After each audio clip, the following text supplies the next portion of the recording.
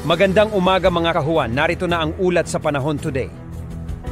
Patuloy natin minomonitor yung low pressure area po dito sa may West Philippine Sea sa labas ng Philippine Area of Responsibility, malapit dito sa may Pag-asa Island. Itong low pressure area hindi naman po inaasahan na magiging bagyo, patuloy na lalayo sa ating bansa at posible na ring malusaw sa susunod po na 24 oras. However po for today, yung trough or yung outer portion nitong low pressure area ay siyang nagpapaulan sa malaking bahagi po ng Southern Luzon, Visayas and Mindanao at kitang-kita dito sa ating latest satellite animation itong mga kulay pula at kulay orange. Associated po yan sa malalakas na ulan at mga thunderstorms.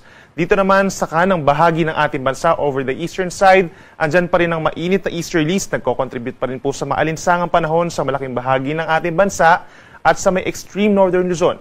Andyan naman yung tinatawag na frontal system o yung linya kung saan nagsasalubong po yung easterlies na mainit at yung malabing na hangin galing sa hilaga kaya't mataas din ang mga tsansa ng ulan sa mga susunod na araw over extreme northern Luzon. Base naman sa ating analysis, bagamat madalas ang mga magiging pag-ulan natin sa mga susunod na araw, wala namang inaasa magiging bagyo na mabubuo or papasok ng ating PAR sa mga susunod na araw. Ngayong araw po ng Miyerkules, asahan ng mataas sa tsansa ng ulan dahil nga sa frontal system over Batanes and Babuyan Group of Islands. May mga kalat-kalat na ulan and thunderstorms lalo na sa dakong hapon hanggang sa gabi habang mataas ang tsansa ng ulan sa may Southern Luzon, lalo na sa may Mindoro provinces at lalawigan ng Romblon. Light to moderate with at times heavy rains po yan dahil dun sa trough ng low pressure area. Mag-ingat po sa mga posibleng pagbaha at pagguho ng lupa. Dito naman sa natitirang bahagi ng Mimaropa, Bicol Region, some areas in Calabarzon as well as Aurora, partly cloudy to cloudy skies po tayo at meron din tsansa ng mga pag-ulan. Umaga pa lamang at maaaring magpatuloy yan sa hapon hanggang sa gabi. And over Metro Manila, rest of Central Luzon and rest of Northern Luzon, fair weather conditions or minsan maaraw pa naman po sa umaga hanggang sa tanghali. May kainitan pagsapit na tanghali lalo na sa mga kapatagan at sa dakong hapon hanggang sa gabi mataas ang tsansa ng mga pag-ulan at mga isolated lamang na thunderstorms. Over Metro Manila, mainit pa rin po mula 26 to 34 degrees Celsius, habang sa may Baguio City naman, presko pa rin, mula 17 to 26 degrees Celsius. Sa ating mga kababayan po sa lalawigan ng Palawan, as well as Western Visayas and Negros Island region, asahan po ang mataas sa tsansa ng mga pag-ulan. Even this morning, asahan na po yung mga thunderstorms over western part of Visayas dahil dun sa trough of low pressure area. So make sure na kung lalabas po ng bahay, may dalang payong or sombrero at mag-ingat sa banta ng mga baha at pagguho ng lupa.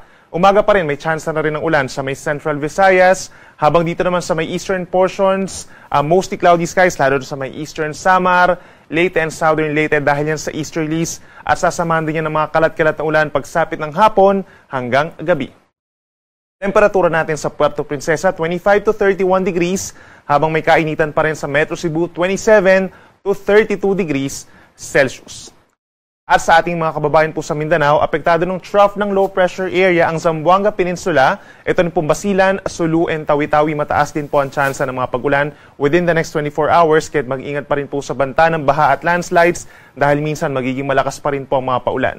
Dito naman sa natitirang bahagi ng Mindanao, as early as morning, may tsansa na po ng pag-ulan sa may eastern and southern sides, kabilang ng Surigao Provinces, Dinagat Islands, Davao Oriental, Davao Occidental. Dito rin po sa bahagi ng Soc-Sargen, umaga pa lamang. Magdala na po ng payong. Habang sa malaking bahagi na ng Mindanao, pagsapit ng hapon hanggang sa gabi, makulimlim na ang panahon. At sasamahan din po yan ng kalat-kalat na ulan at mga thunderstorms. So make sure nakaantabay tayo sa mga advisories or even heavy rainfall warnings po ng Pag-asa.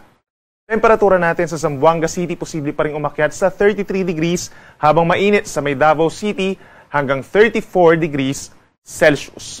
In terms of init, asahan po yung pinakamataas na or kahapon sa Butuan City, Agusan del Norte po nakapagtala tayo ng highest heat index na 45 degrees. Sinundan niya ng 44 degrees sa may Lawag City, Ilocos Norte and Iloilo City. Ito po yung mga dangerous levels of heat index. Gayun din sa may southern part of Metro Manila, umabot sa 42 degrees sa may Pasay, habang sa may northern portion of Metro Manila sa Quezon City hanggang 40 degrees ang naramdamang init kahapon. Pero ngayon po, aasahan pa rin sa may Butuan City hanggang 45 degrees po na heat index. Gayon din sa Metro Manila, between 40 to 42 degrees ang maximum heat index for today.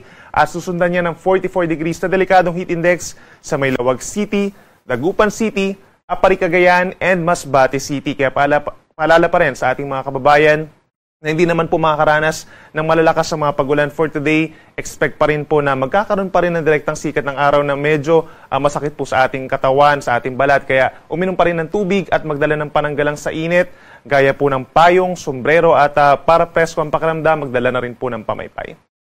Base naman sa ating latest heat index map, asahan po yung mataas na tsansa ng mga delikadong heat indices sa may Ilocos region, sa mga kapatagan po ng Cagayan Valley, Aurora, Zambales, ilang bahagi pa ng Bicol Region, Northern Samar at ilang bahagi ng Caraga Region and Zamboanga Peninsula. Para naman sa maglalayag nating mga kababayan, in the coming days, wala naman tayong asahang gale warning, bagamat mataas na yung tsansa ng ating mga magiging pag-ulan. May mga thunderstorms po tayo kaya posibleng umakyat pa rin sa 1.5 metro ang taas ng mga pag-alon sa malaking baybayin po ng ating bansa. Pinakamataas dito sa may parting extreme northern Luzon, sa may Batanes, posible pa siyang umabot hanggang 2 metro.